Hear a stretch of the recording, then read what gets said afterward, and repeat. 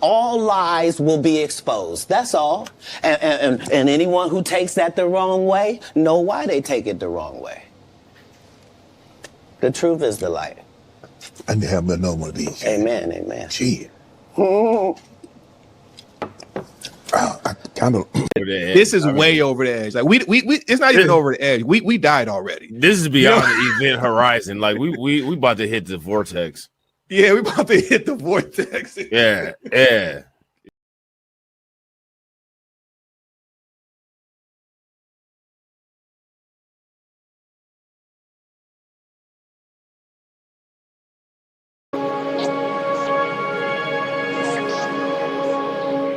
Boy, you looking like a milk dud. Nigga thought he was Michael Jordan. Boy, you looking like Blank Man. Boy, you looking like Lil Bill. How you die does not redeem how you lived.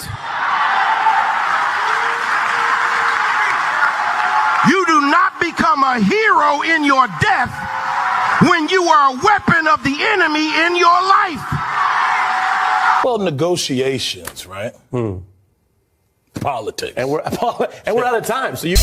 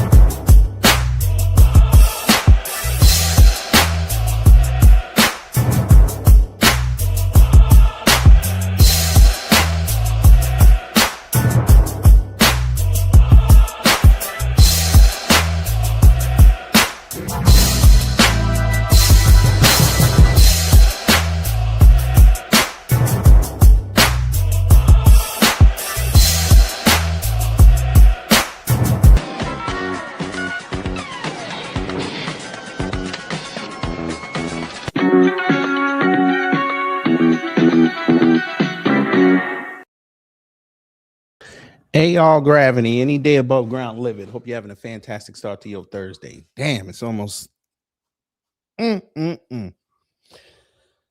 is almost over, and don't worry, there's going to be a live later where we're going to discuss Black History Month. I might even save that till Saturday morning. I might do that Saturday morning. We cap off Black History Month and tell people why this year's Black History was a lot less impactful than it has been for years. We'll do that on Saturday.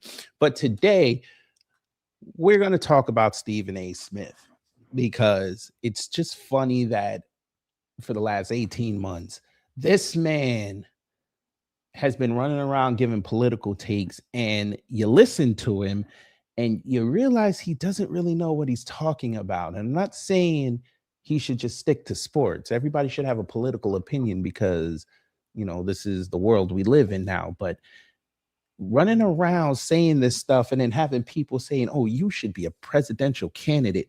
No.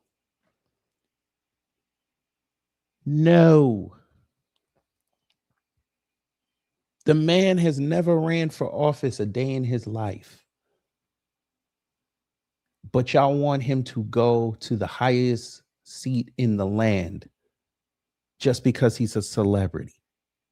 Again, you all know the saying. They don't want to save the country. They just want to be celebrities. So we're going to take a look at some of his political takes. And you tell me, if he should be.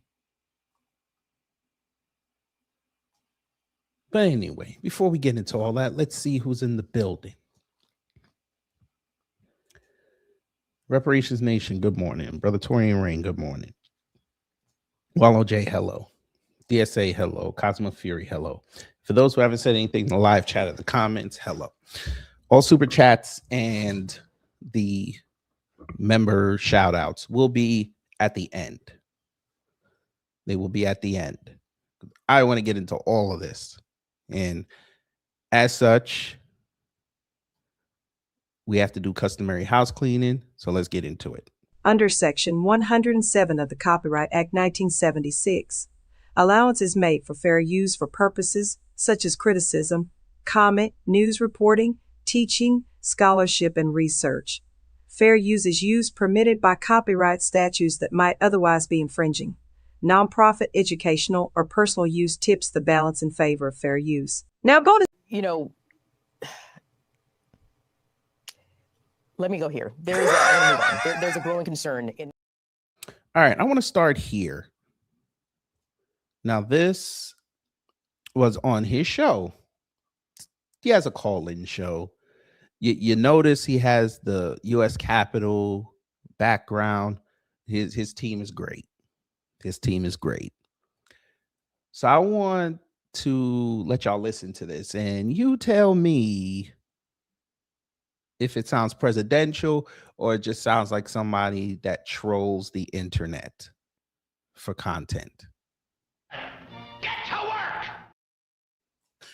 Money paid to the porn star stuff. You got the liberals. Every liberal throws that up all the time, and then you have conservatives that are reminding folks that it was a witch hunt, and you know what, the system, the legal system was politicized, and all of this other stuff. So anytime somebody brings that up, I just keep it moving. I don't live in it, because the fact of the matter is that he's the president of the United States. If you think that it's beneficial to call the president of the United States a criminal, representing your nation, you go for it. I think it's counterproductive, because he's in office. Whether you like it or not, he's our president. So let's get down to real issues that are really pertinent, as opposed to you pointing to convictions and the fact that he should be in jail and all of this other stuff that a lot of folks on the left and a lot of his detractors want to say. You can want all you want to. He's not. He's in the White House. He's the president of the United States. He's running our country. I didn't vote for him, but I respect the fact that if you or anybody else did, that is your right. And that's the American way. And you know what? He's doing his time as the president of the United States. I hope that he far, far more benefits this country than he hurts this country. And that's all communities included. And obviously, as a black man, the black community too. So especially. So.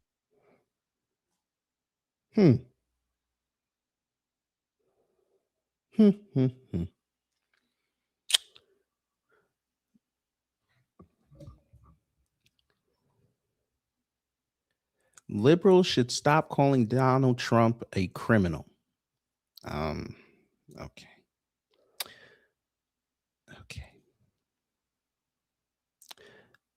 One of the many reasons why we say Stephen A. Smith should stop talking politics.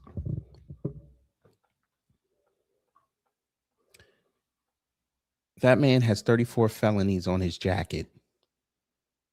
That makes him a criminal.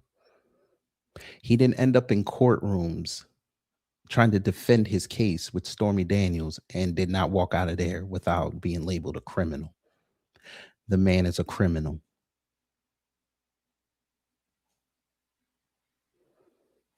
How many times do we have to say it? The man is a criminal. And it would behoove you to just admit it as such. People are tired of being lied to. How many times? But I get it. I get it.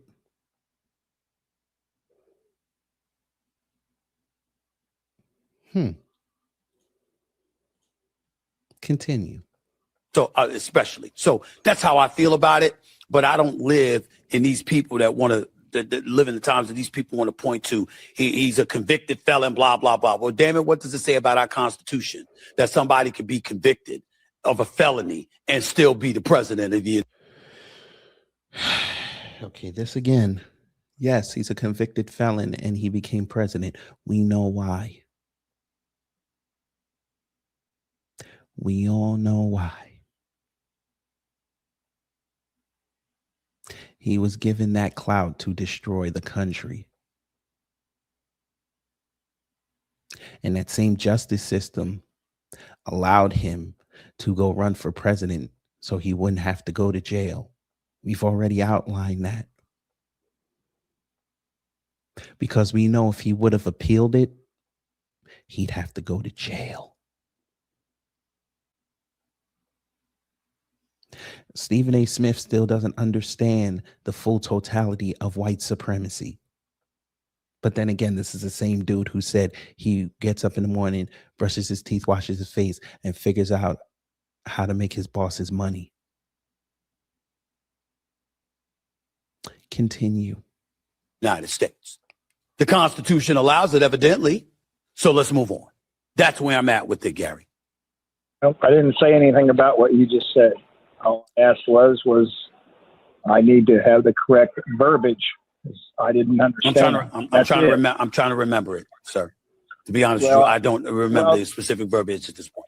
Well, I just, Another reason why he shouldn't be president. He can't even answer direct questions.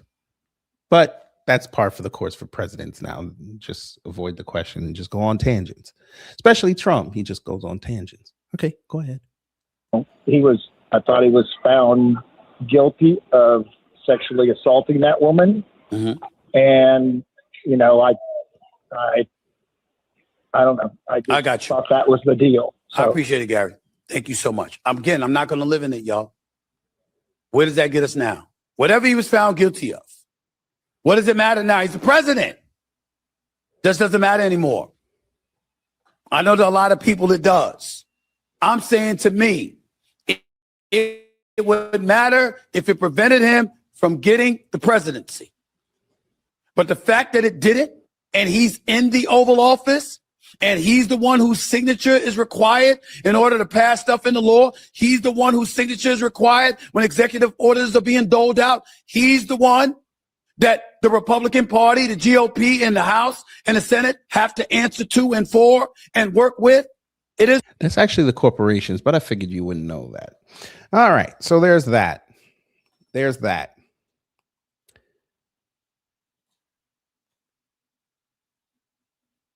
Now, before we get into something that I saw,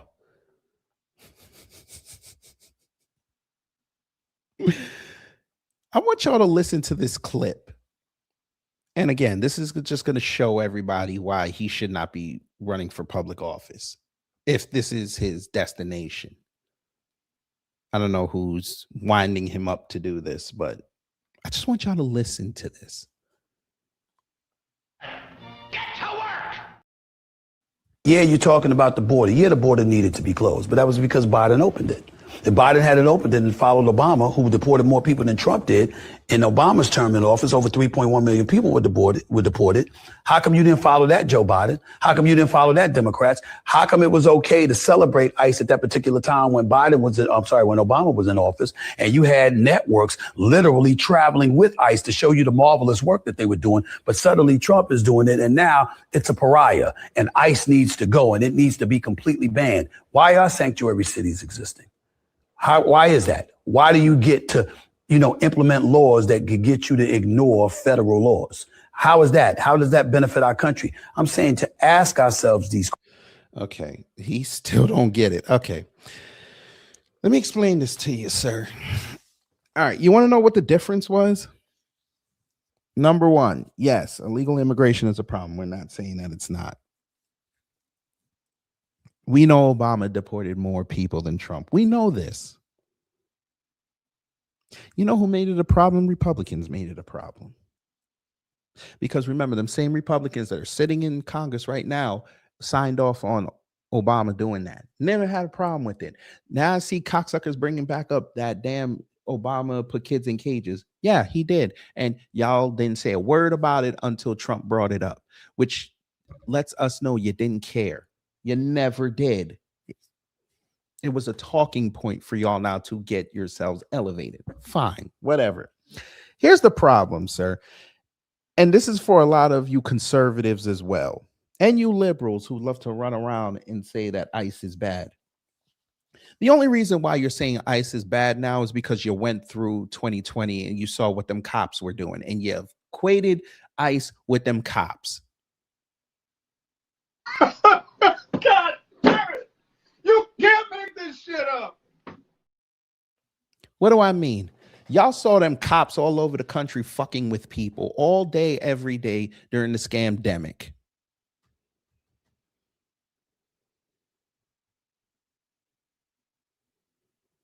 You saw them running up at people's businesses, shutting them down. You saw them pushing people in supermarkets because they wouldn't go down the right side of the aisle. You saw them going around and testing people's temperatures and denying them access to quote unquote government funding and government buildings. You saw all that. Now you see a government agency outside doing damn near almost the same thing. And you had a flashback to 2020 and now you want to hate them. But on the flip side, you also were the same ones, you Republican conservative dorks. You were the same ones who were sitting there saying that this was wrong. They was doing too much. Now, all of a sudden, it's because Trump is now in there and Trump running it with his DEI administration. Now it's cool. Now it's cool. Yeah, throw them on the ground. Yeah, do all this, do all that. And you're watching a DEI administration not even vet people. So Biden and them didn't vet who came in the country. Now Trump is not even vetting who needs to get kicked out the country. He just deporting everybody. Just so he can get the numbers up. And y'all fell for it. Now when those reports later on in the years come out that show that how many people they deported were actually citizens who did nothing wrong and how many people they actually killed, you're going to have to sit there and defend it, which you are, because as sycophants, you know, you're going to have to dust off that red MAGA hat and sit up there and defend it because, you know, that's your way back into the fold.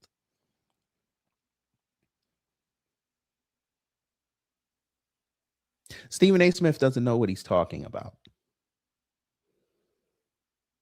And we're going to prove something to y'all as well to show you that all this, what he's doing is a fraud. This is all a fraud. We peeped this about 2-3 years ago when he started going on CNN and we started hearing the reports that he's trying to pivot into talking about politics and go into a political career, talking to Hannity and all of them. He's not serious. But you probably want to know what I mean when I say that this is all window dressing. This is all a grift. Get to work! You know, let me go here. There's a growing concern. Before we play this clip, do y'all see what that title of this says? Let's go down a little bit. Do y'all see that? Stephen A. Smith. Now, he went to talk to Graham Bensinger, whatever his name is. Do y'all see that? The advice Donald Trump gave me.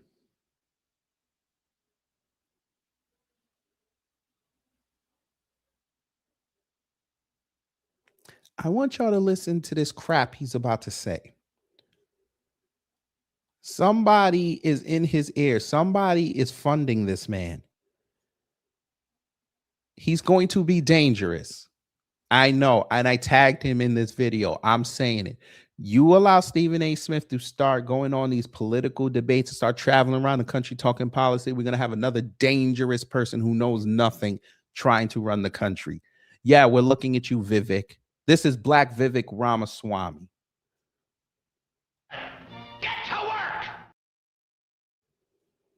Politics is an area you are increasingly getting into. Tell, if you don't mind, about the conversation you had with then celebrity entrepreneur Donald Trump off air as it pertained to banks and how that influenced your thinking. I'm doing the show, quite frankly, on ESPN2, my own show, talk show from 2005 to 2007. I believe it was in 2006. He's the host of The Apprentice, has the intro music on doo-doo, doo-doo, doo-doo, doo-doo, doo-doo. I love that music, right? And so he comes out, and it was great, and he let me touch his hair to prove he wasn't wearing a toupee and stuff like that, and he did all of that. Oh, so he let you do the reverse Sage Steele Chael Sonnen. Oh, Lord, here we go. He let you touch his hair to prove that it's real. And you're admitting this. Graham didn't even ask that question, and you went and Stephen A. He got it. He got it. Right? And but we were in the green room, and he gave me some advice that I've never forgotten. He said, not just know your worth, but go for it. Go for it all. Always pursue the most. And I said, explain, what do you mean? And he said, when you go to a bank and you borrow $3 million and you can't pay it back, you got a problem. He said, but when you go to a bank and you borrow $300 million and you can't pay it back, we've got a problem. He said, the moral of the story is the more you convince someone to invest in you, the more they must work diligently to ensure your success. Don't come cheap. Make sure you convince folks to make that requisite investment in you because they'll be committed to you succeeding because your success means their success and they have a chance to recoup the investment they made in you. That's how you do that.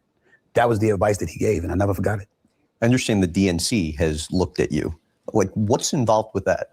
Democratic National Convention. I mean, yeah, I've had members reach out and call and try to gauge my interest of what I would be if I would be interested in running for office. I have no interest in running for office, but I do have an insatiable appetite to debate politicians on.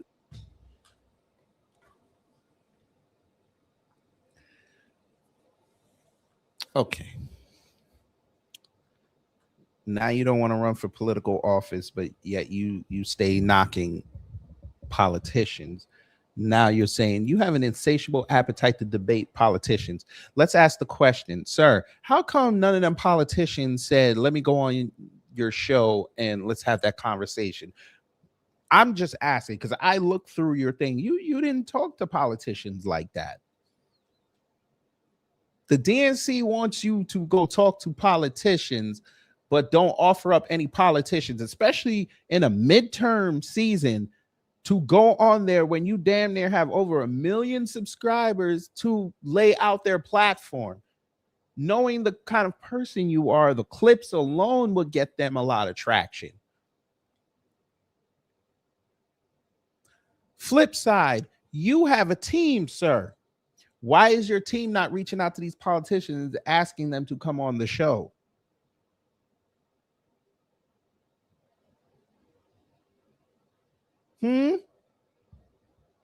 I'm just asking for friends because I find it funny that you want to debate all these politicians and it sounds like you're not even putting in the work. I'm a small YouTuber. I put in the work trying to get them. Sometimes I don't hear nothing. The other times, yeah, they'll be like, nah, we're good. Because they look at what I'm saying and they don't like it because they know I'm going to press their people. Command me. You had Command Me for an entire 5 months. 4 months, whatever it was, 107 days. Why didn't you get her on there? You were supporting her until she lost. Now you want to knock her.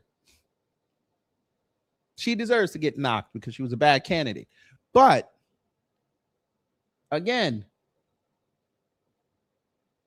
you don't even have to start with Congress. You're in New York. Why didn't you get Mondami on the show when he was running? Oh, you would go see Chris Cuomo? Yeah. You didn't talk much with Andrew, now did you? You could have brought Curtis Sliwa on there. You fancy yourself a leftist, a Democrat. You could have talked to a Republican candidate. Yeah, you're right next door to Jersey. You live in Jersey. You could have asked Mickey Sherrill to come on, Jack Citarella. You could have asked them to come on. You didn't do that. Now, did you? The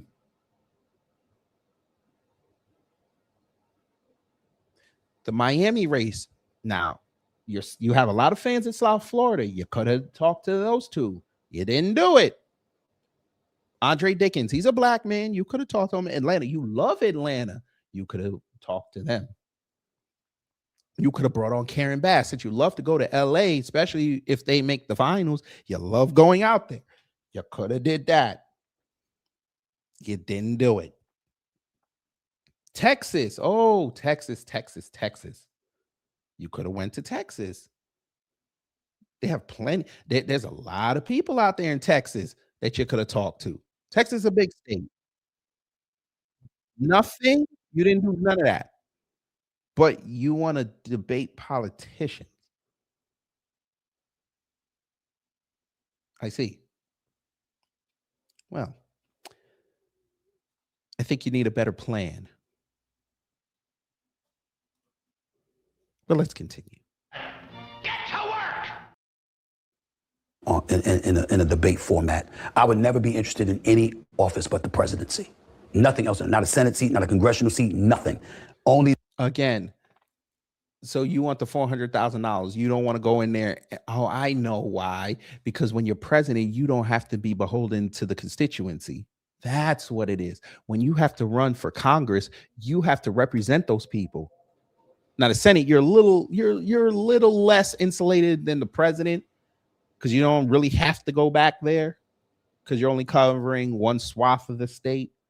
But when you're a representative, you're representing them folk. They'll come see you. They'll go to your office and come see you. Don't let them catch you home just checking out the office, make sure everybody's straight. We know what this is. How the hell you gonna talk about some, oh, I want to run for president? Sir, do you know who you have to deal with? No, seriously. Do you know who you have to deal with?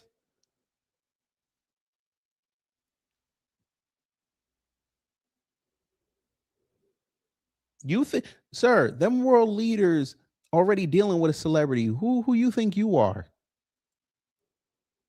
And you know nothing about geopolitics? Boy, they would eat your lunch alive. And you can't pull that yelling bullshit that you be doing in front of them cameras with makeup on and producers and a delay button. You can't pull that on them. They be like, word, you gonna disrespect me here? Say less. They get on back in their cars, or if you went to go see them, they leave the room, they start talking to their people. Yeah, cut everything off. And then how you gonna explain that to America? But you want the presidency. Again, you need to go ask Vivek Ramaswamy how that worked out. But continue. Go ahead. The presidency. That's the only thing that I would ever be interested in it. And being a governor or a mayor. Nope. That's just a state. I want it. But you're controlling. Yeah, I understand that. But as the president, you're a bullhorn. You're a bullhorn that brings attention to the issues that need to be brought attention to, so the states can run their business the way that they're supposed to. What? So I view it that. Oh, he really don't know what's going on. Sir, the states are more powerful than the federal right now. Oh my God.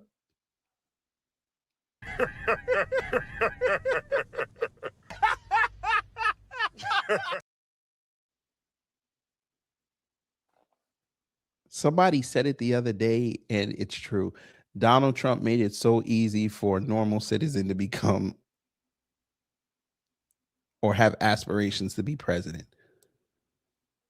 without any type of knowledge.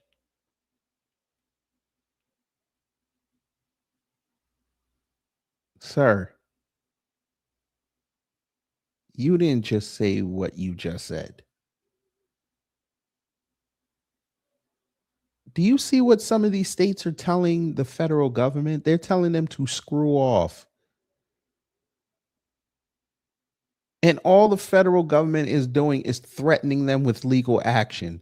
They ain't bogarting them way past their borders. and saying, no, you're going to do it this way? Because the federal government knows they need the states more than the federal government. Let me say it like this. The federal government needs the states more than the states need the federal government. Even this white man heard you say that and was like, you please go on those stages so I could have all that content.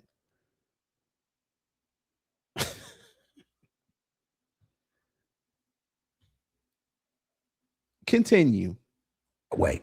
Do I desire to campaign and be on the campaign circuit and running for office? No, I do not. And there it is. You want to be president, but you don't want to put in the work. Oh, why? Because you looked it up and realized that you have to spend your own money to go fly around the country. You got to pay for your security, even though they will give you some Secret Service, but you're going to have to pay for your own security. You got to pay for your own hotels. You got to pay for a staff. Pay for a staff, competent people. You got, and for what he don't know, you also got to pay for people to keep their mouth shut. You got to have that team paid to get you on. You got to pay for ads. You got to pay to get on these networks. And don't think them networks don't be looking for a little something so you can go do a little 15-minute interview on 60 Minutes or meet the press. Fuck is you talking about? Even now, them digital ads be costing too much money. You don't want to. You want to be president. You want to try a grassroots presidency. You want people to fund you that are grassroots, the regular citizen. They ain't finna do that. I'll help you. So you've alienated the black community so much, people ain't even gonna open a wallet to turn on their cable subscription.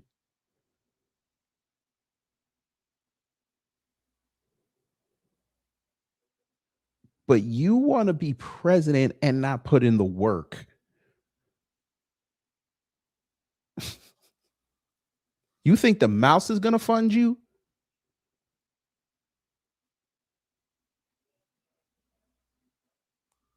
Do I desire to be on a debate stage to call out these politicians for what they have done to compromise this country? Yes, I do. That's where it gets serious for me. Because so you just want to argue. So you just want to go on there and argue. Again, I go back to my original point. So why didn't you argue with them on your own show?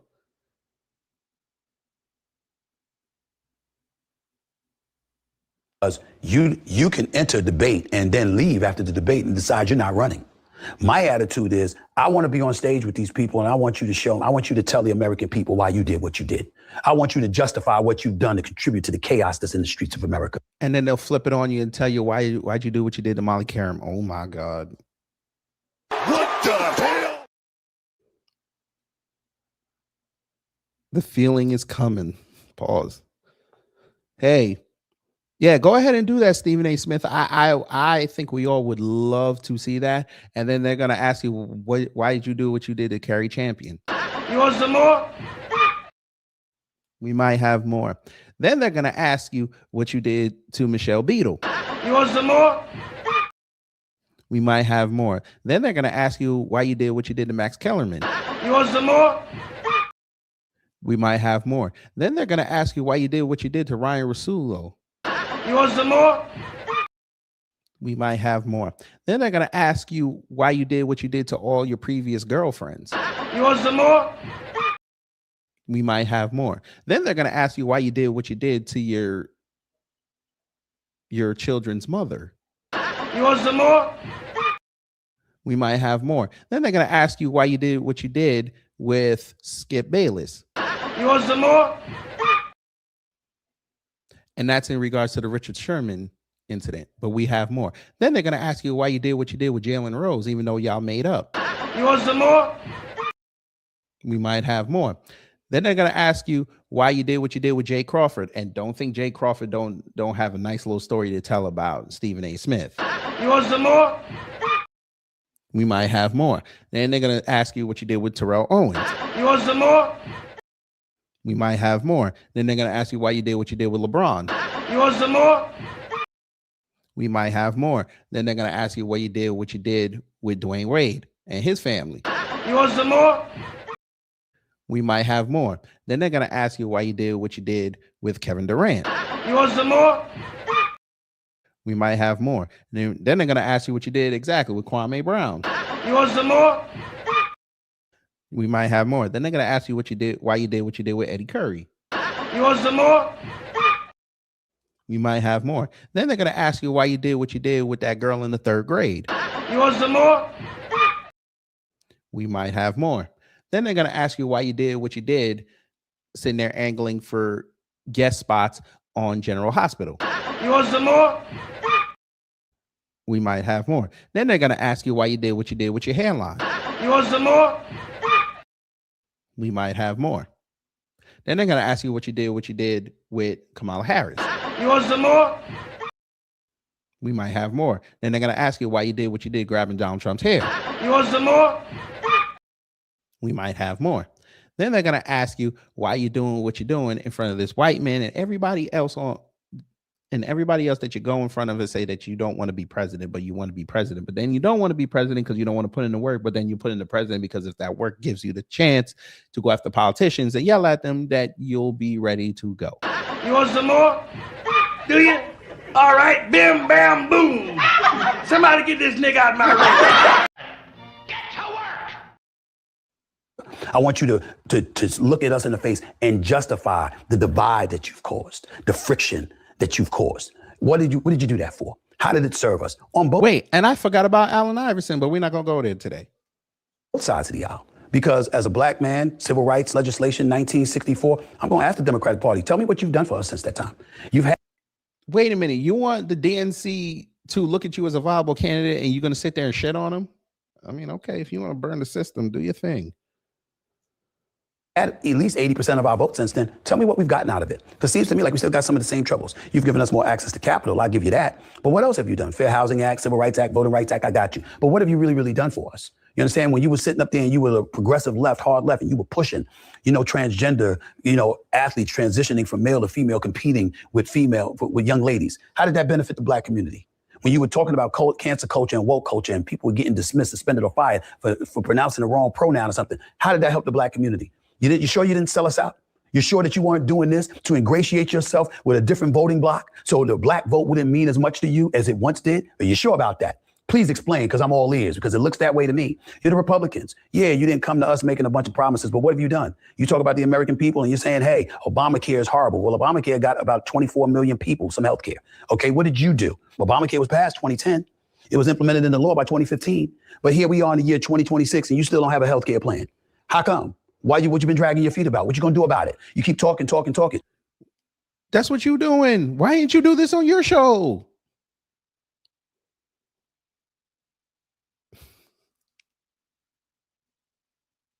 You could have said all this to Tim Scott. Tim Scott will do an interview with anybody.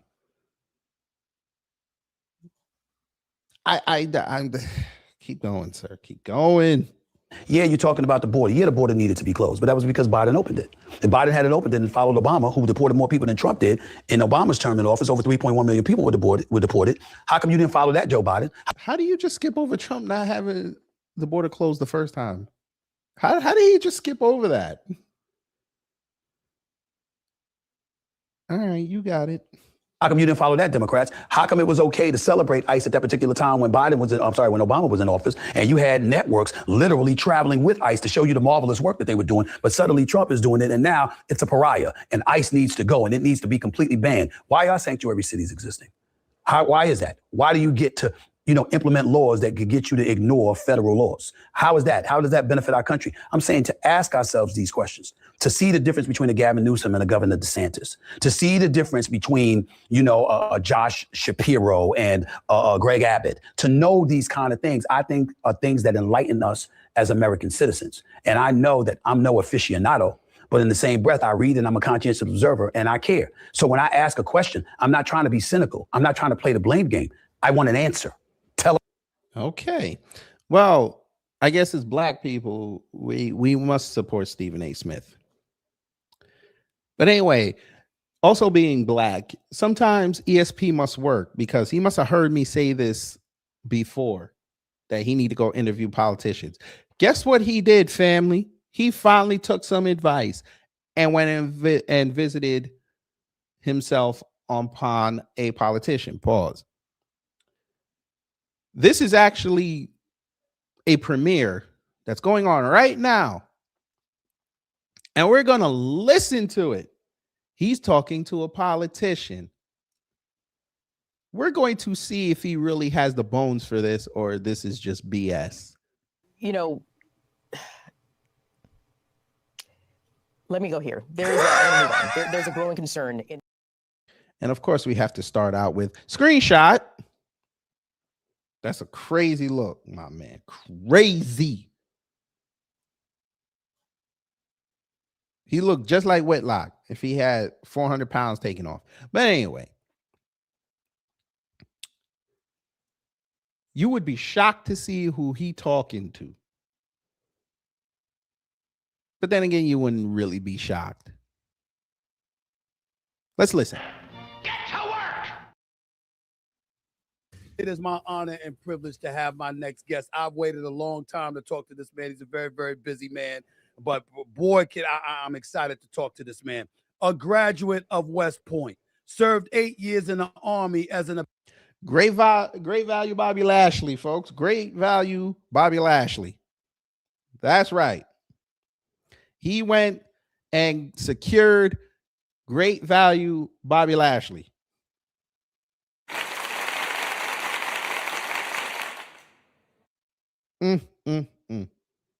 And yes, we know Bobby Lashley got Panamanian roots. We know this. But this should be fun. Let's see the acumen of a Stephen A. Smith asking political questions. Apache helicopter pilot, including 55 combat missions in Iraq and, of course, 2 tours in Saudi Arabia. He is a representative out of the 38th Congressional District in Texas. He is the one and only Representative Wesley Hunt. My man. Yo, man. Okay. I'm going to take a bet and say that he didn't ask him why all of a sudden now he running for Senate because he's about to lose his district. We're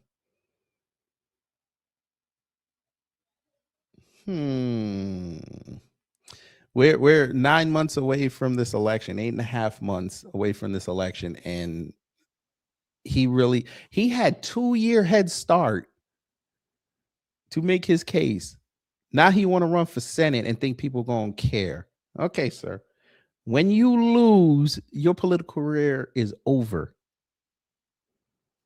How are you, man? Hey. It's great to meet you. It's great to talk to you. How you doing? The pleasure's all mine. It's an honor to be on. Thank you for having me on, Stephen A. I really appreciate this, brother, more than you know. Thank you for having me on. Absolutely, man. Please, I couldn't wait to talk to you. So I saw the State of the Union last night. Yes, I did. Yes, I did. What did you walk away? What did you walk? Yes, Wallow away J. He's running for Senate against President's a white State of man the and Union? Jasmine Crockett. And the interaction, obviously, between the Republicans and the Democrats, mainly him and the Democrats in attendance. Your thoughts? That's a great question. Well, I want to start off by saying this. The gentleman that got the Medal of Honor for flying that mission down south was something that really resonates with me. You know, I'm an Apache helicopter pilot. I flew a lot of those missions in Baghdad, 55, as you stated. And the heroism that we saw from that gentleman and the fact that he was honored with the highest honor that the military can offer a soldier is something that really warmed my heart.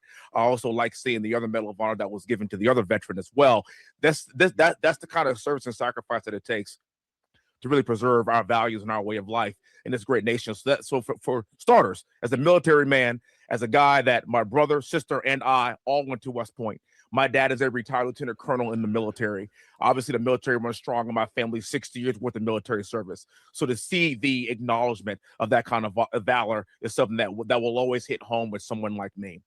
To talk about the interaction between President Trump, though, and how he basically baited a lot of the Democrats into very basic questions here. I mean, do you believe in a sovereign nation or not? Do you believe in the safety of Americans or not? Do you believe in the fact that President Trump got reelected because roughly 20 million people entered this country illegally and we had no idea who they were? You talk about me being a diplomatic liaison officer in Saudi Arabia. Do you know I had to have a diplomatic passport just to... No shit, Sherlock. Oh no. Texas, y'all got the worst candidates ever.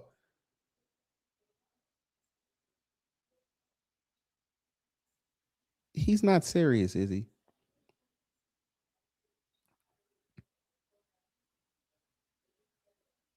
Continue, sir. To enter Saudi Arabian airspace because this country knew exactly who was entering and was exiting their country. And you mean to tell me that this is America? This is the greatest country in the world, and we have 20 million people that are entering our country and we don't know who they are? Sir, and the idea of people trying to entering keep in the us safe, 70s and this is 80s, not y'all even didn't give a a fuck. partisan issue. It's a nonpartisan issue. So the interactions that I saw between the president and many of the Democrats, I found to be kind of interesting. And just like you were talking about earlier, brother, you were talking about how he baits people in ways that only he can do. It's a pretty obvious question. Just stand up when it's pro-America, regardless of what your party affiliation is. But the fact that you cannot stand up just because President... He ain't pro-America. None of them are. They're pro-Greenback. By the way, screenshot. Do you hear this fool?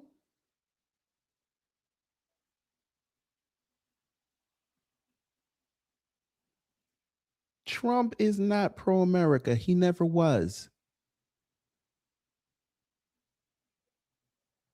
And he showed you that last year when he took that Middle East money.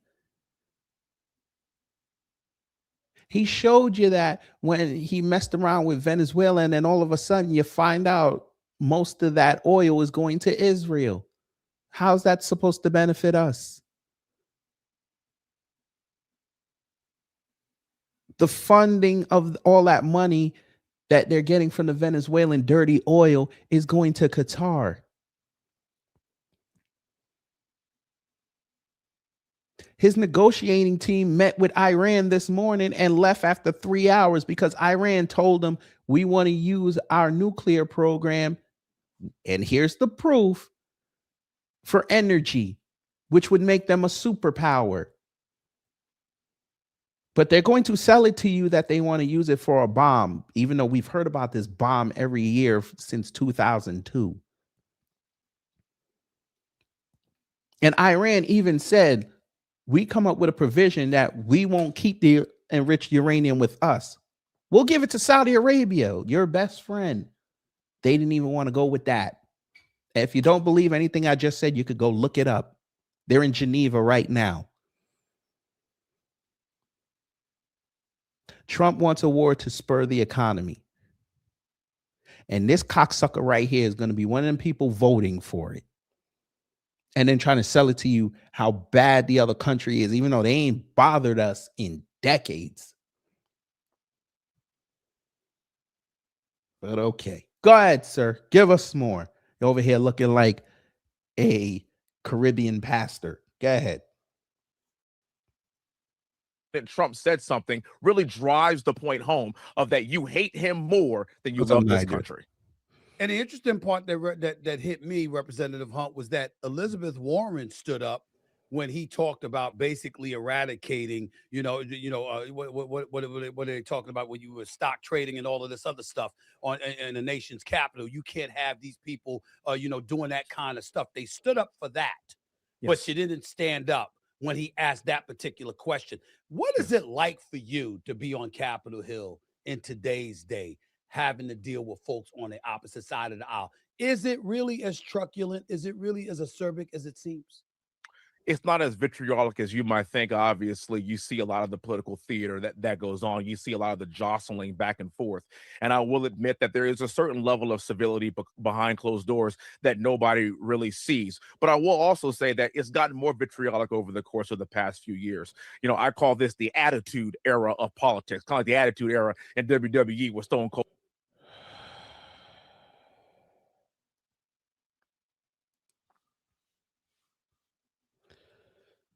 That's him trying to relate, fam. They heard us for years saying it's wrestling. Now they want to use it. Sir, y'all love each other. Y'all doing coke in each other's houses. Y'all out there effing each other's wives. Knock it off. Y'all going, as you said, with y'all's diplomatic passports, going to far off countries, having trysts with the locals, and then getting photographed. And then all of a sudden you come back and you soften your stances on certain things. Yeah, we know. We know. There you go again, looking like a Caribbean pastor.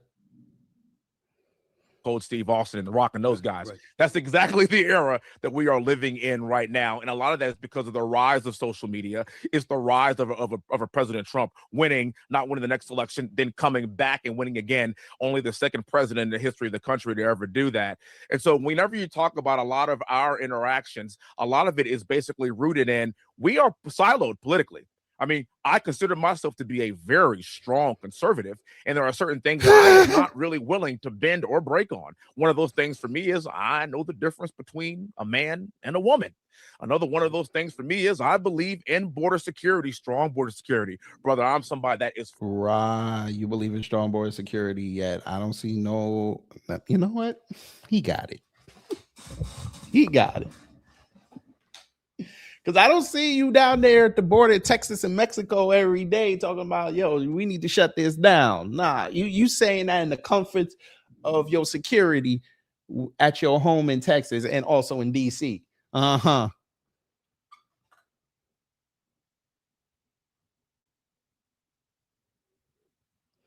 Fought for this country. This is not a partisan issue. We know every single person that's entering our country and leaving our country. I am somebody that's for getting rid of a lot of our national debt. We're running a $2 trillion annual deficit. Now, the juxtaposition of how I feel about those things oftentimes is the contrary to my colleagues on the left.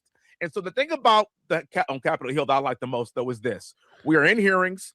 I get to speak. They get to speak. We get to go back and forth and back and forth. And at the end of the day, everyone gets to hear everyone's side. But I want people to know this.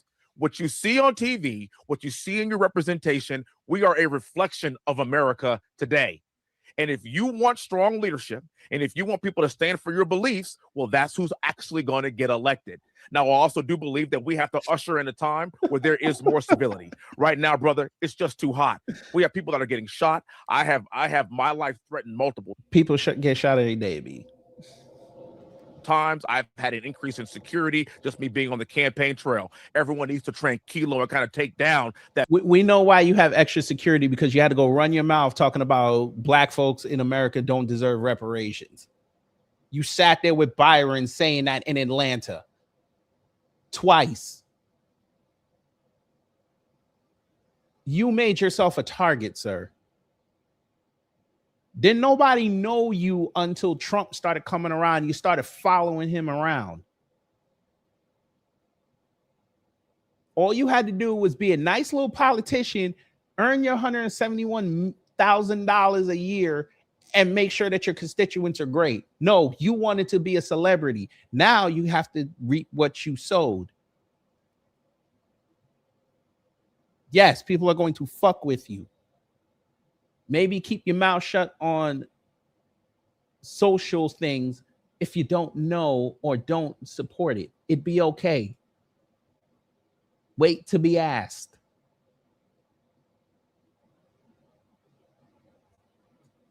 That temperature. But at the end of the day, I'm also an Apache driver. I believe in this country. I believe in fighting for this great nation, no matter what your religion, race, color, or creed is. I believe in that. And I think we are going to usher in the next time of more civility once the next generation enters the fray. I'm going to get into you and the election that you're in, that you're vying for as we speak. I'll get into that in just a second. But before I do that, when we talk about folks, what's a reflection of the country, rather, yeah. I'm going to ask you, in your estimation, is this a reflection of the country when we're talking about Governor Gavin Newsom of California and what brouhaha he recently got himself entangled in? Let's watch Governor Gavin Newsom speaking to the mayor of Atlanta, Mayor Dickens, and see what he said and your thoughts about this. Take it away, guys. I'm not trying to impress you. I'm just trying to impress upon you. I'm like you. I'm no better than you. You know, I'm a 960 SAT guy. And, you know, and I'm not trying to offend anyone, you know, trying to act all there if you got 940. But literally a 960 SAT guy. I cannot, Why are y'all's legs crossed? Bruh. Andre, what are you doing, sir?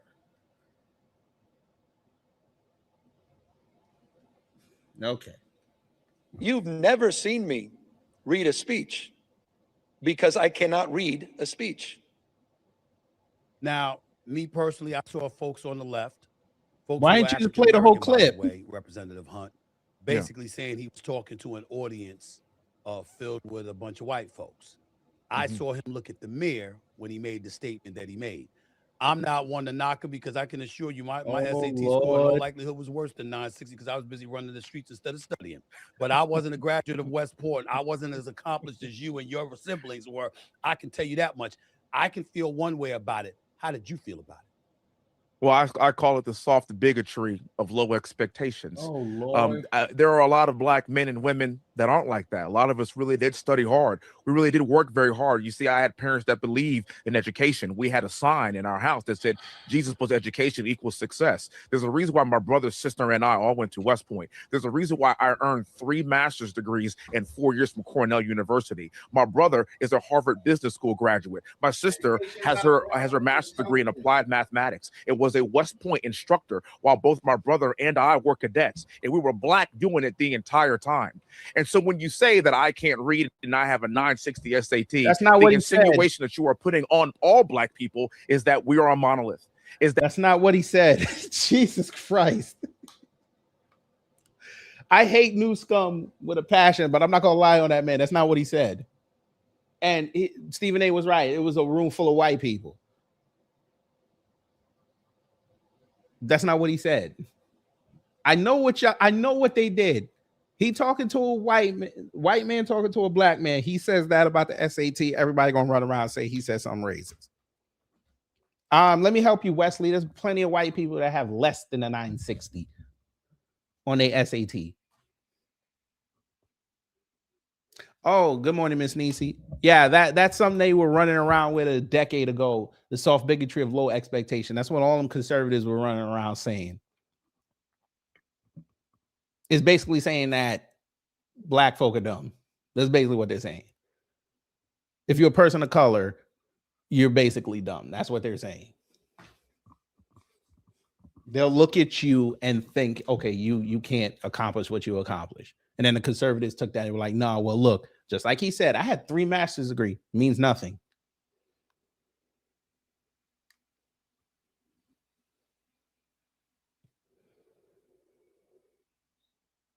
But okay, you got it. That this is how you view us. This is what you really think about us. And look, I understand some of it may have been a little bit tongue-in-cheek and he was pandering to an audience. But for whatever reason, I see a lot of pandering that comes from the left. I think about Hillary Clinton carrying hot sauce in her purse. I think about Joe Biden saying, if you don't vote for me, then you ain't black. I think about Kathy Hochul talking about, black kids don't even know what a computer is. And I see these. And you ain't saying nothing about Trump saying that's my black over there. You didn't say that, right? You didn't say nothing about the ape video, right? You probably thought it was hilarious. Speaking of which, wait till you see the video I got coming for that. They exposed that. Didn't say nothing, right? Okay. As a black man, you watched a black man get killed on film and you sat there and sided with the white folk. You sided with them police. Huh. Okay. I get it. I know Torian ain't here, but he do look like Bishop Carney right here. What he said for good.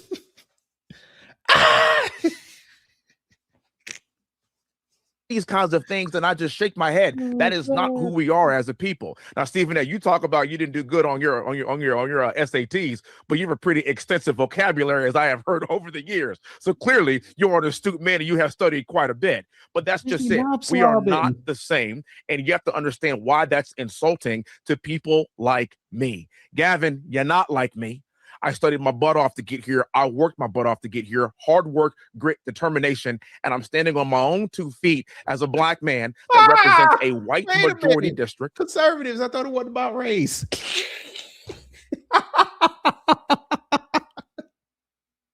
Conservatives, y'all told us it's not about race. Why are you bringing up race? We're all one, remember? We're the human race. That's what y'all told us, right? Screenshot number 3. This is what they told us, remember? But it seems like every black conservative now is bringing up race. Now y'all want to be black? Maybe y'all figured out that they don't like you. Maybe y'all are bringing up the fact that you're saying that you're black now so they could turn their head so you could be like, hi, guys. I thought your merit was supposed to elevate you. Y'all trying to get me go to hell. Again, I thought your merit was supposed to help you. Oh. That President Trump would have won by 20 points, and I won by 25 points because I'm being judged not by the color of my skin, but by the content of my character. You just brought up the fact you're black. What do I tell y'all about the American races? They will say something that within 10 seconds on themselves. And there are a lot of conservative white people and black people and Hispanic people that voted for me. But under no circumstances are you going to just belittle us by assuming that all black people have a 960 SAT and we could barely read. That's not what he said. Damn. They didn't even go look for the full clip. That's not what he said. But okay. And they're so dumb, Tabernacle, they're making him bigger than what he is. Just by lying on him, they're making him bigger. What do you say to folks on the opposite side of the aisle, then the GOP, then Republicans, that look at Republicans and they say, okay, you can get at Gavin Newsom like that and say those things, but in the same breath, what is the Republican Party, what have conservatives tried to do for the black community spanning decades? Have they ever cared about black folks in this country? How do you, and don't you lie, Wesley, don't you sit up there and lie, answer such cynicism coming from the other side when they say things like that? Well, it's very simple, brother. We live in an era where there are no more slaves and there are no more slave owners. You see, I live in an era.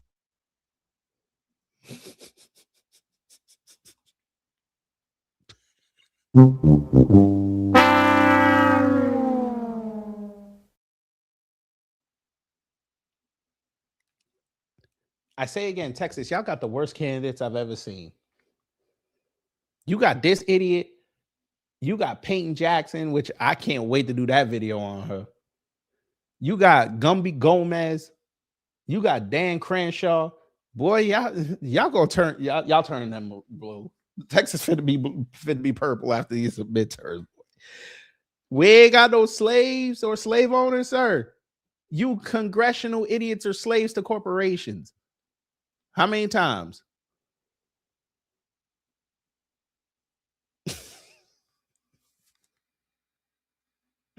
Y'all are you politicians are slave to the lobbyists and the special interest groups.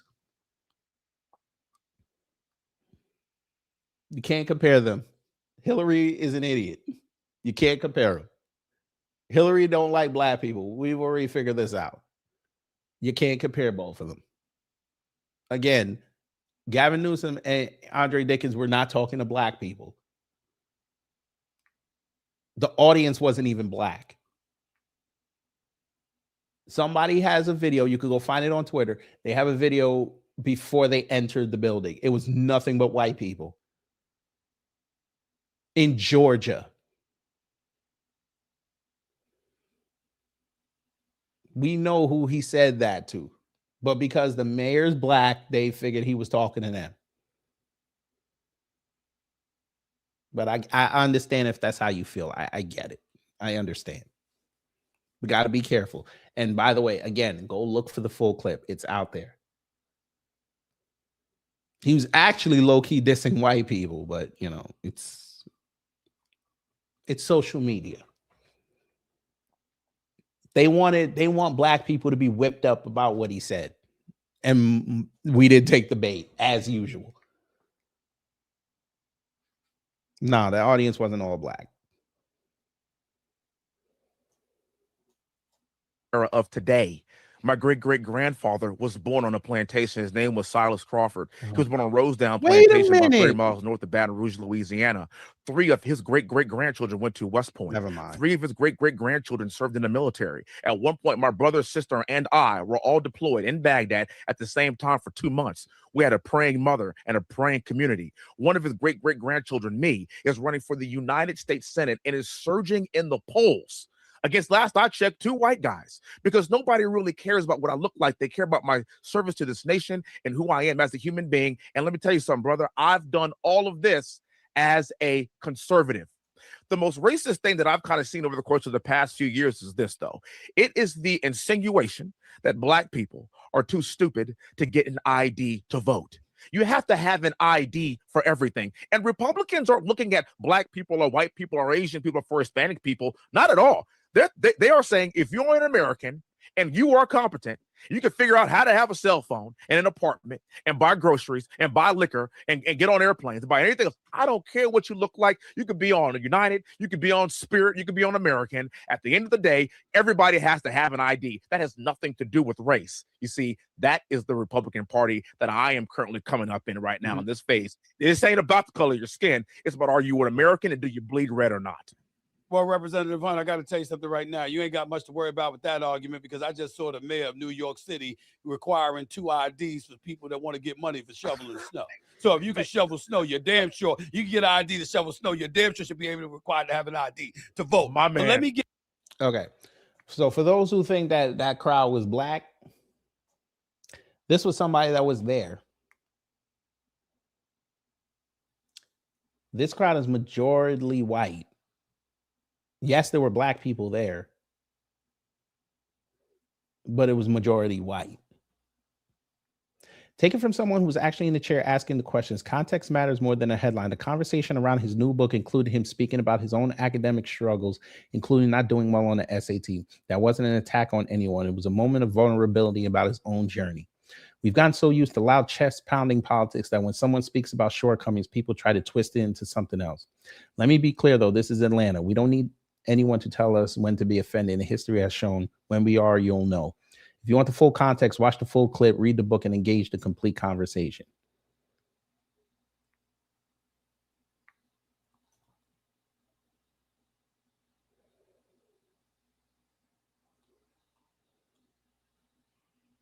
Again, there's been plenty of people who've done bad on SATs. So you're saying a white person that picked up his book and read that, should they not be offended? Like, you think black people should be offended? And it should also show you how far advanced we are than these other people, because we, for the most part, most of us did not take that bait because we know what they were doing. Again, this Black History Month has been way different than others because we haven't gone outside. We not complaining, except when we have to regulate within the diaspora. We ain't go outside every time somebody non-black says something bad about us. We were like, okay, fine. That's how you feel. Okay. You had a whole bunch of white liberal, white conservative flunk.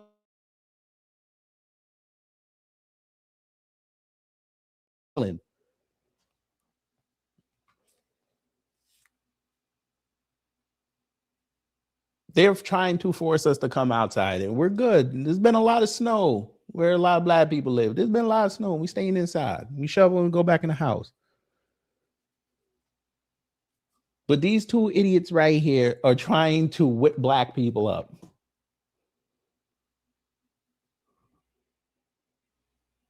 But, you know, it is what it is. Continue. Let me get back to you on this one right here, because this race, you're running against a long-term incumbent in John Cornyn and a MAGA heavyweight in Ken Paxton. What should Texas voters, why should Texas voters choose you?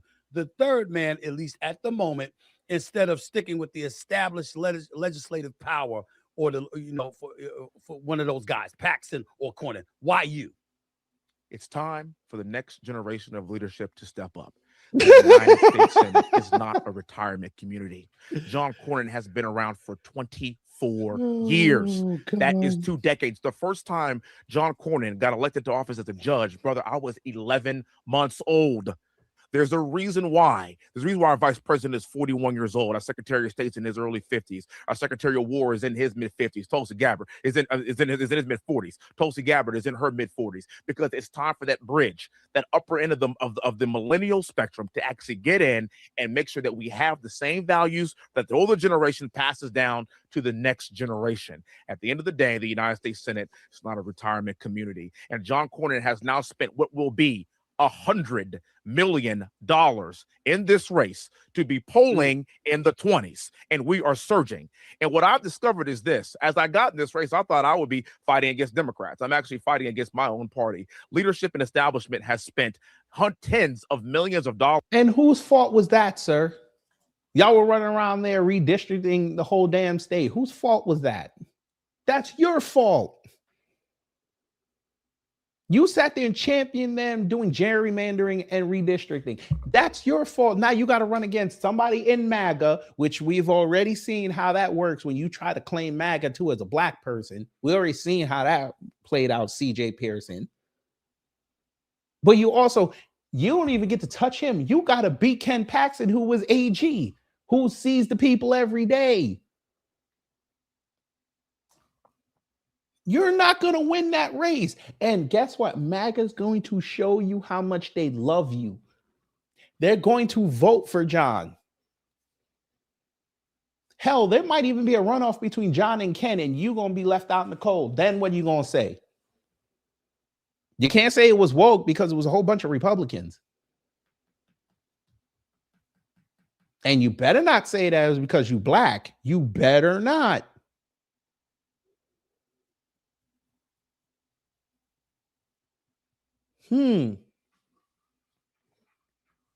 But go ahead.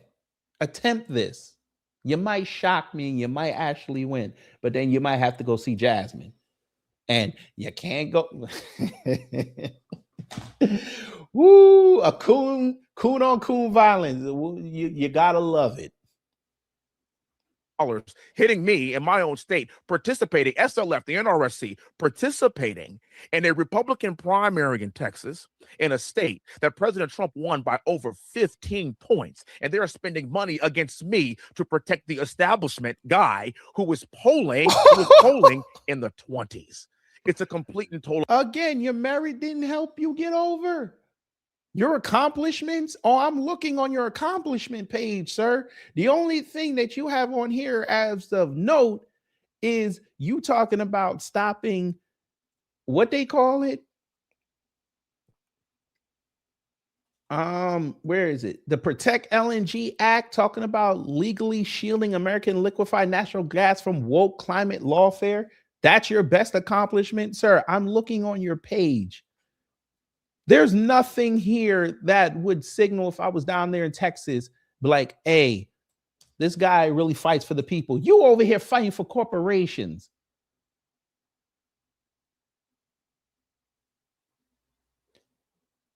Recruit and Retain Act of 2024.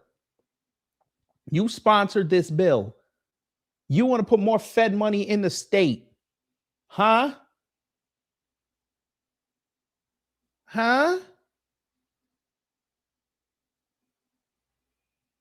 Everything here is corporations. Corporation.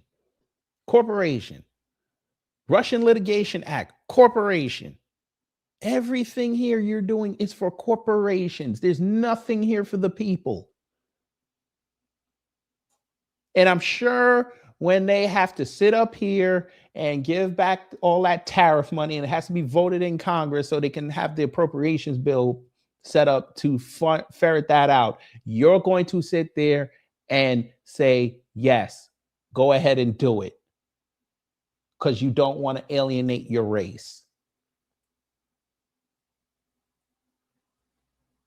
You don't give a damn about the people. You never did. Abomination.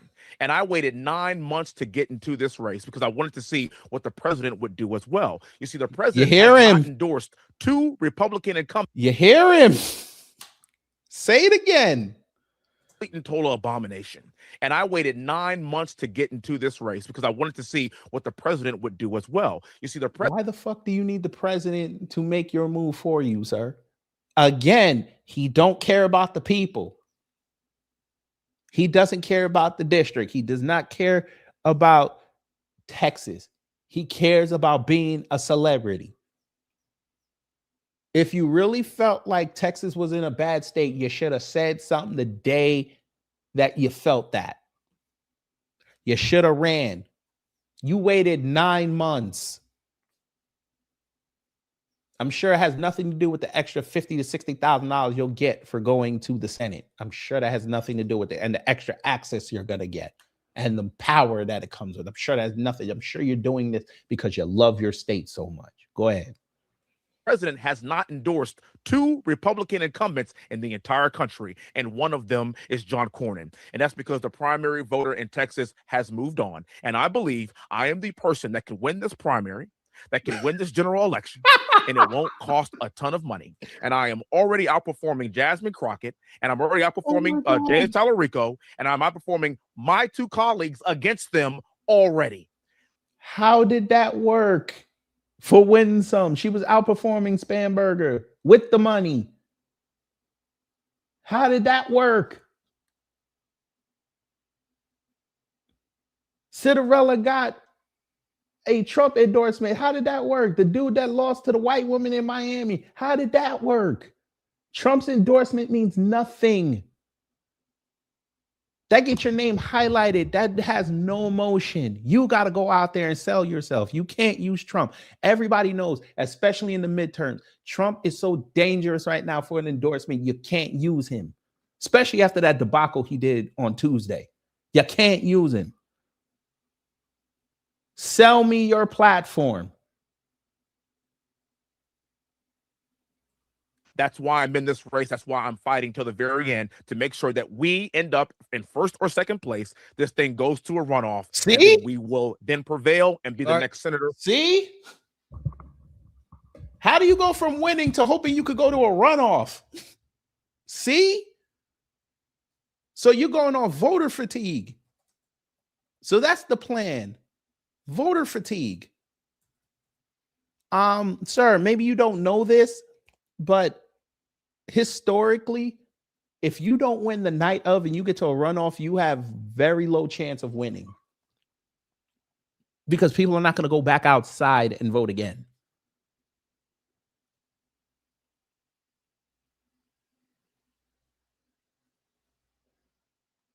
Look, this is how you start off. I thought you was making all this money. Why are you needing critical support, sir? Signed hat raffle. I know this is a MAGA hat.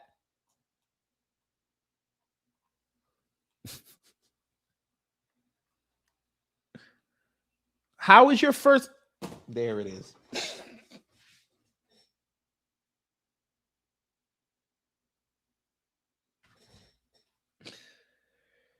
Oh, God.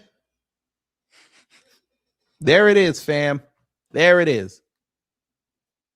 It's too late for GDS. It's too late for him to go independent. Way too late. I don't know how you don't have sound.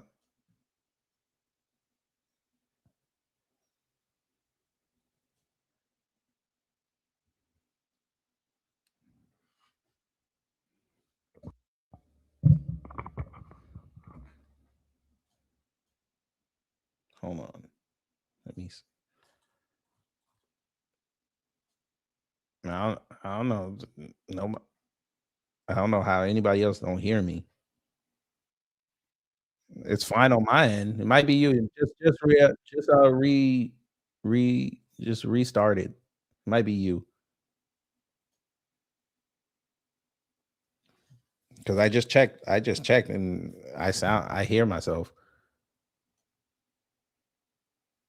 Let me check the other one. but I haven't had any problems. Let's see.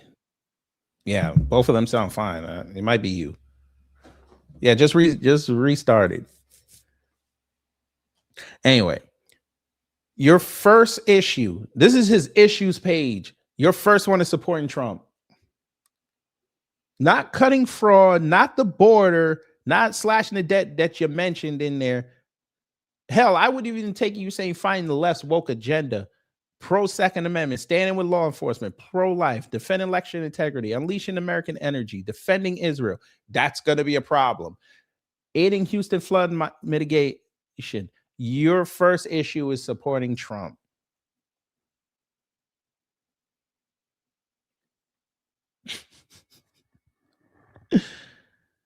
Oh, Lord.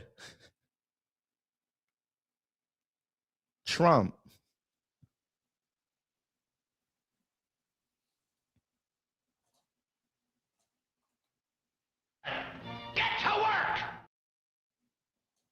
From the great state of Texas. However, your opponents are running ads about your quote unquote mixed votes in the House. How do you respond to the critique that you've abandoned your current constituents' voices in D.C. to chase a promotion to the Senate? What do you say to that? That's a great question. First of all, when I first got into the House of Representatives a couple of years ago, I missed a large tranche of votes because my little boy was in the NICU. And then also the president tapped me to be one of his top surrogates traveling around the country during the last election. I was the first person in the country to endorse him in this last election. And as a reward, he wanted me to be one of his top surrogates. And so when the president asked you to do something, brother, you got to hop on that plane and you got to do it. No, you don't. No, you don't. Because the corporations are showing you every day. He asked them to do something and they say, fuck you. So you don't have to, sir. You choose to because you think it's going to come with something later. And what's going to come later, pause, is him kicking you to the curb when you lose. Act like he don't know you. I guarantee you, family, if he don't pass this primary, he gone. He gone from Congress because even if he tries to run back for the U.S. representative seat that he has, then people are going to look at you and be like, listen, you couldn't even win a Senate race.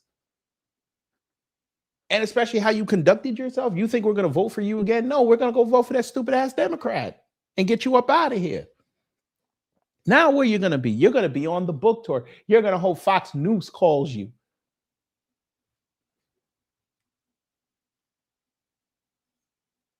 He don't even understand the gamble he's taking with his family's well-being. He don't even understand that. But you got it. Last few months, as I have been running, people need to know this. I don't have $100 million war chest that's paid for by the DC swamp. I have to get out and do events. I have to get out and meet voters. I have done over 50 events and over 200 interviews. I am earning the vote of my fellow Texans. You're really not because they don't care, sir. Sir, you're running third. Again, your Trump endorsement means nothing. And if you think Trump is going to endorse you against Cronin, you're insane.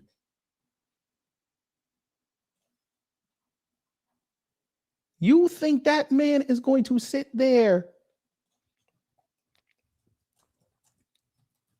and vote for and endorse a black man in a primary against two white men? You think that?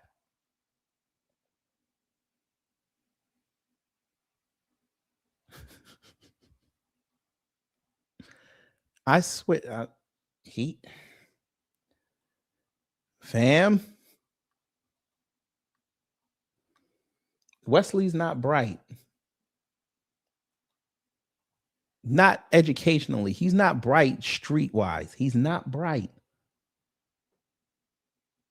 There's no way in the world that he really thinks this. There's no way.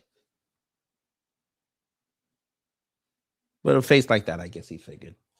Only 2 times has the Speaker of the House or the President called me to come back to D.C. for very critical votes, and I was there, and I will always be there. But I want people to know this too. How many votes did J.D. Vance miss when he was tapped to be the Vice President? All of them.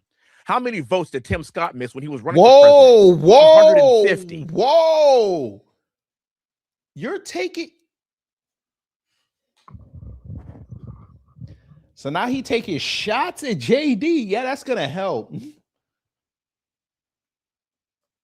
That's gonna help your chances. You taking shots at the white vice president. Go ahead. People to know this too. How many votes did JD Vance miss when he was tapped to be the vice president? All of them. How many votes did Tim Scott miss when he was running for president? 150. You taking shots at JD?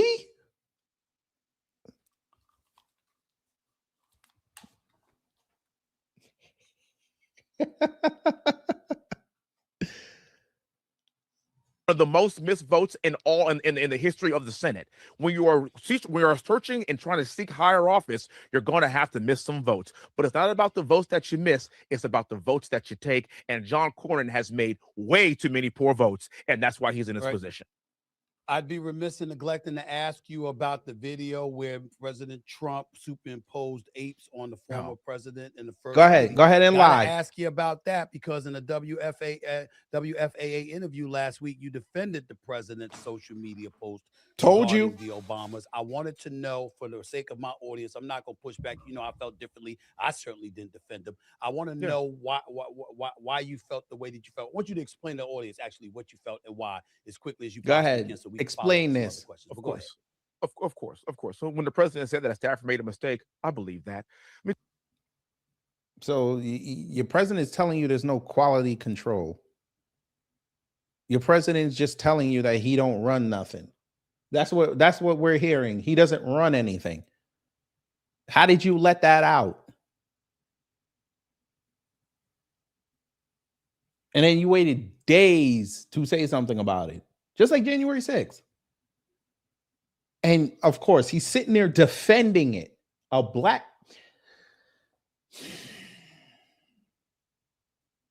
I bet he wouldn't defend it if that was him and his wife on that. Some staffer did that. I'm sure you would have been calling up Trump, talking about, I want that dude fired. I want that person fired.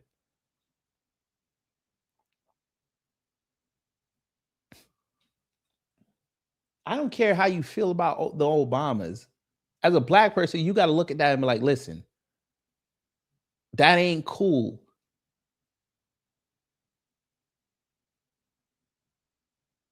And y'all sitting here defending it. So it's going to get worse now to a point where you can't defend it. But they're going to be like, well, you defended all the other ones. Oh, let me guess. That was edgy comedy, right? Okay, go ahead. Say something. President Trump is not a racist. If you believe President Trump is a racist or you think he's not a racist, I don't believe he's racist. This man has been very kind to me and my family. But back in the 80s, my God, when he was on Oprah's show, he wasn't a racist then. When he was on The View before he was a president, he wasn't a racist. How many racists has Oprah had on her show that we found out later they were racist?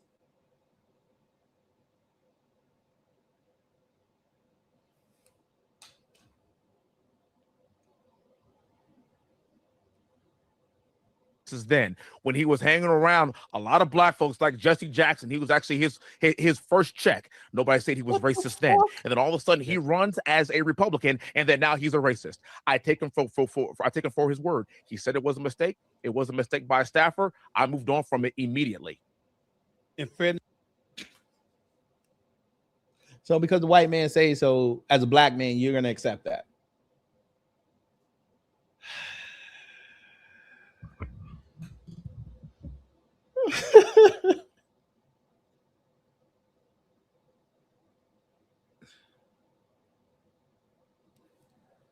Wesley, I'm not a racist. I'm not a racist. Okay, yeah, yes, a boss.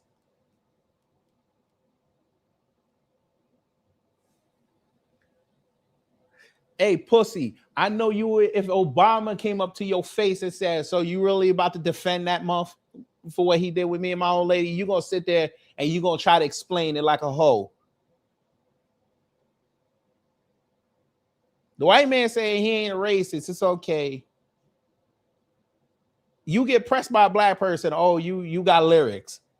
Okay, I get it.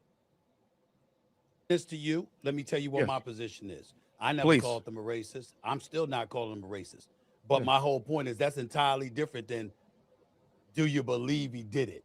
because you got to. To me, I would follow up with you, with Byron Donald, who I know, or Yes. anybody else, and ask this question: when he said it was an unnamed staffer, did y'all We know their insist on name. finding out who the hell that unnamed staffer was, and whether and finding out whether or not they've been removed from their position for doing such a thing? Did you at least do that?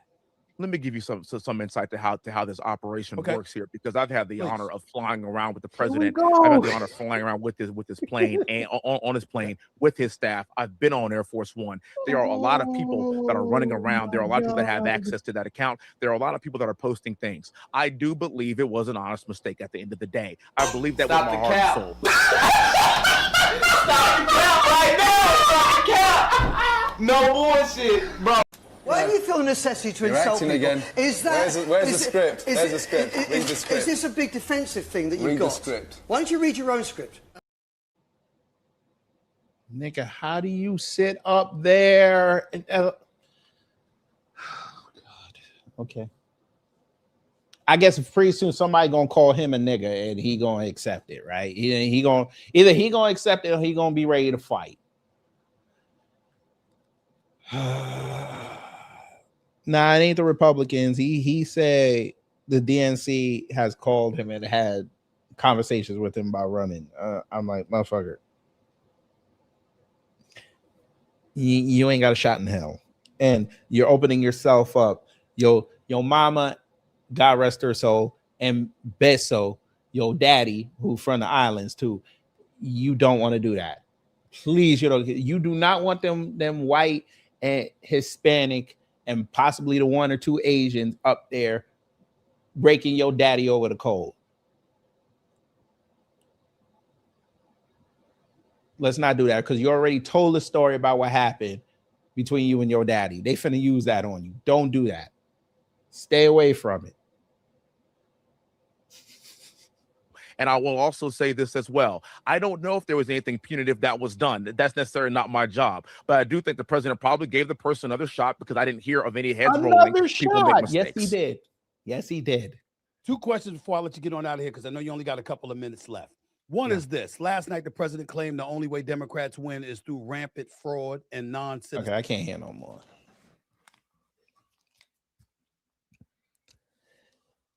They found themselves a good one.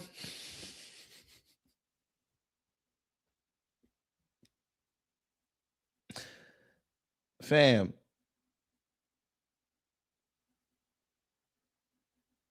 This is who's in the race right now. Just to get past the primary. The primary is next Tuesday.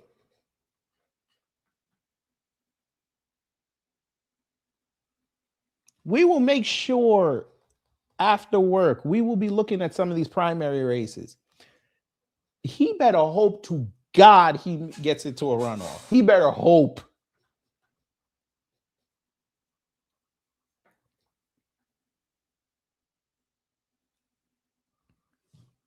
Off GP, Cornyn, sorry, is running with the MAGA endorsement. Sir, Ken Paxton, again, is AG. He got a record he can run on, even though it's spotty at best.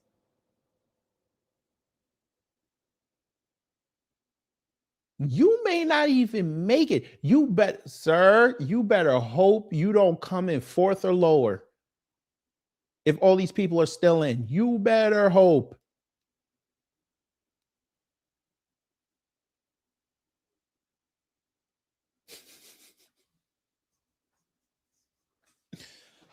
Oh my God. All right. You know what? Instead of making a video, we'll just do it live. Fuck it. We'll do it live. Since he wants to bring up Stephen A. Smith, since he wanted to bring up who did it, the staffer, that person.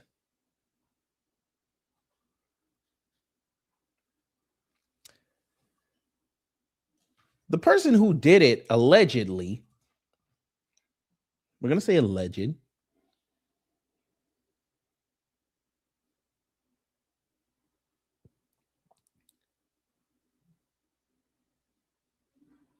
that fool,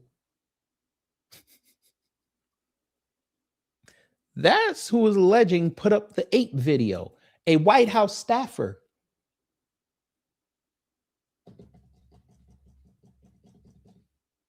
You don't believe me? I figured you didn't. Take a look at this. You know, let me go here. There's a growing concern. Now, this is making the rounds, and notice that this kid has not come outside and said something. A new report reveals the racist right-wing Twitter account Johnny Mag is operated by a taxpayer-funded White House staffer named Garrett Wade. Wade calls Trump video depicting Barack and Michelle Obama as apes a masterpiece. Now, this account, if you are on X, they do a lot of interference for MAGA, a lot, especially Trump.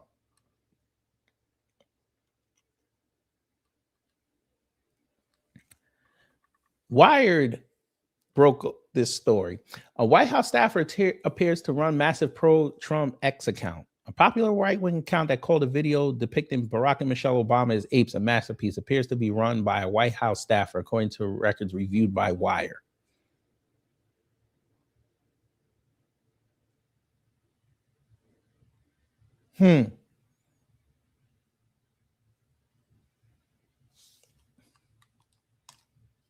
Masterpiece.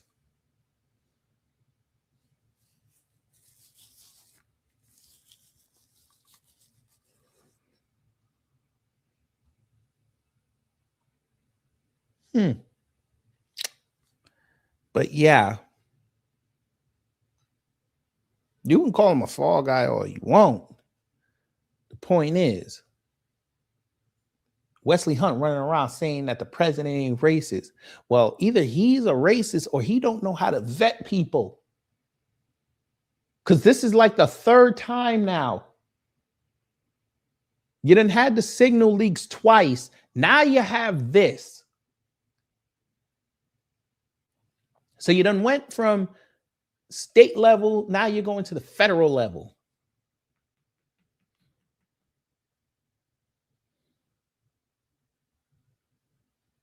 And y'all are cool with this.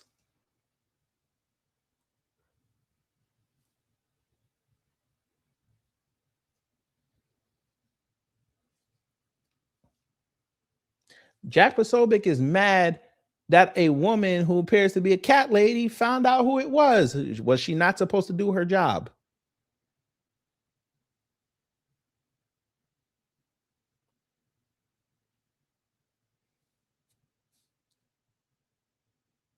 Yes, his avatar is a brown-skinned person. Yeah.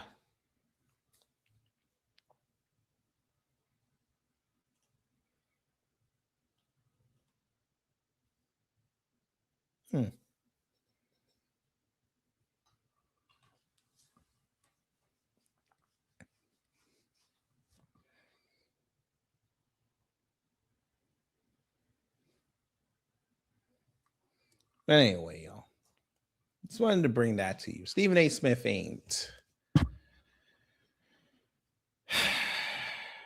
Stephen A. Smith, he's not ready for politics. He may never be.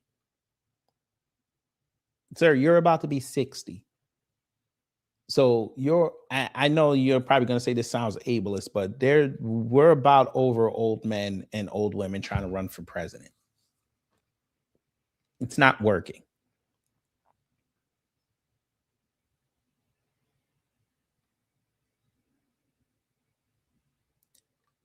And also, you're a celebrity. They're over that. The American people don't want celebrities anymore. They want somebody serious. I know I made jokes on here saying that Matthew McConaughey may run for president. I'm not saying he's going to win, but that's just going to show everybody how unserious we are as a nation. Nobody's going to take you serious. If they're not taking Donald Trump serious and he's a white celebrity, what makes you think they're going to take you serious? That's like Uncle Luke down there thinking that they're going to take him serious in Florida. to go to Washington.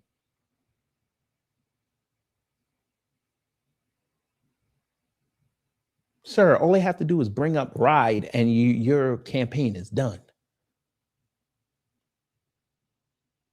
But, we got to let them learn. Got to let them learn. Anyway, y'all, hopefully you learned something. If you did a dumb job. If not, I try to be better next time. I'll let y'all enjoy the rest of your day.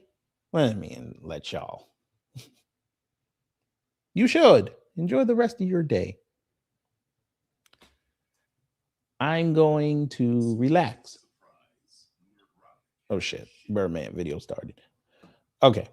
We're going to let y'all enjoy the rest of your day. Again, I said it again. Enjoy the rest of your day.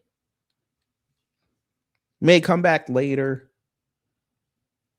May have some videos dropping soon. Stay warm if you can. Stay warm. Y'all take care. Stay safe. You know what to do when agents of chaos come to mess up your existence.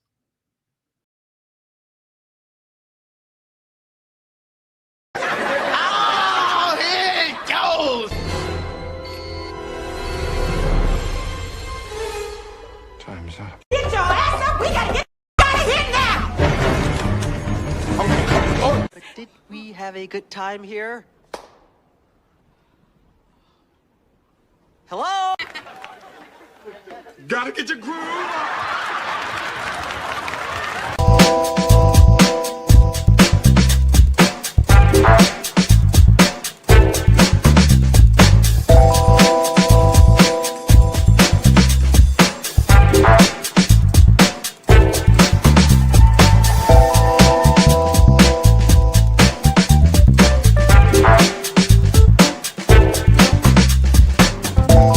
At the end of the day gotta end.